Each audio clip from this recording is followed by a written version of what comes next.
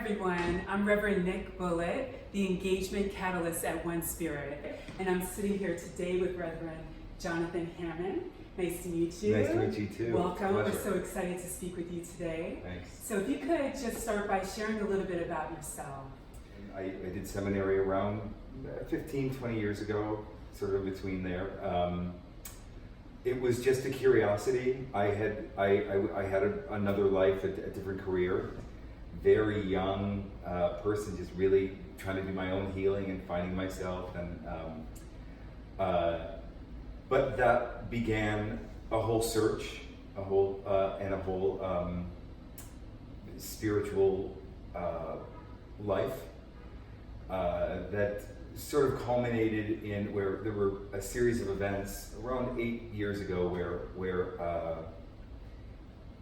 I was just waking up, and I had a specific experience where I was in North Carolina, of all places. I just happened to be in North Carolina, and I was in sort of corporate housing, and there was this beautiful pond behind this corporate housing, and at this point I was in a daily meditation practice and sleeping with rocks. That was that became a thing for a while. It still is. I was doing a meditation in my little apartment there. I was there for work, and I all of a sudden just opened my eyes really widely, and I ran back to that pond.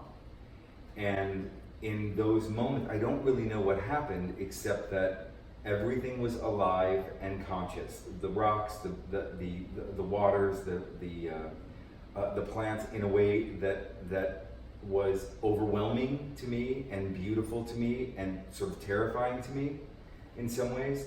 It was just that I was all of a sudden seeing nature from a perspective that I think I had always been searching to see through those eyes. And it all of a sudden sort of came to fruition. And to this day, I stole some of the rocks from that sort of formative experience in North Carolina, and still have them with me, and I bring them to my to a lot of my trainings and the Shamanic Circle, the monthly Shamanic Circle at One Spirit. And, Jonathan, how do you see shamanism expanding in the world today? Well, we all need to go back to something more natural. Everything in nature heals, and we've gotten farther and farther away from that.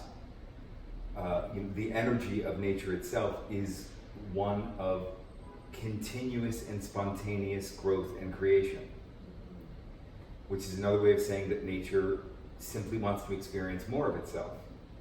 Well, that's called love. And how do you see Reiki aligning with shamanism and the work that you're doing? Sure. Well, traditional Reiki comes from Japan, and is supposedly about 150 years old, and they talk about it as a universal life force energy.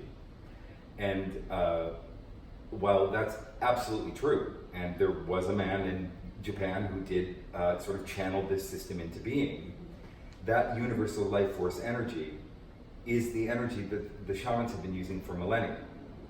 And so the difference between shamanism and Reiki is a very short one, because what was discovered in Japan in the late 1800s is just a rediscovery of the energy that the shamans have been using forever.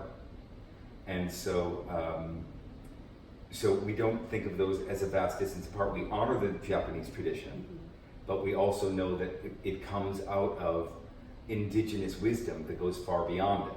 Yes, and that life force energy is called by so many different names. It's called by so many different names, and I would even call it nature spirit energy. You know, the same energy that moves the tides, that grows the trees, Yes. that shines the sun, that beats your heart.